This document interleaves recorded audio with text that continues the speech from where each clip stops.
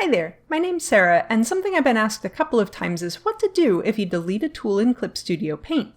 Don't panic, it's easy to fix. Say I've accidentally deleted the G pen. Within the Pen tool, right-click on any of the subtools, and select Add from Default. Here you get a list of all default tools that come with CSP. Find the subtool you're missing, select it, and click Add. Then click Close. The tool will appear at the bottom of the list, but you can click and drag to move it wherever you want.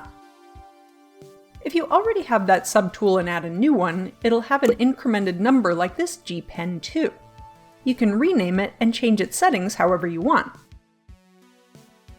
You can do this with entire tools too. Here, I've deleted my whole Blend tool, which would normally be between the Eraser and Liquify tools. Right-click the tool above where you want the missing one to go, and select Add from Default.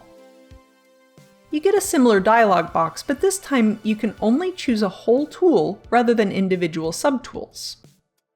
Select the missing tool, and click OK. It will appear as the next tool down. See? Nice and easy. I hope it helped. Let me know if there's any other quick tips you'd like to see, and be sure to subscribe for more. Bye for now.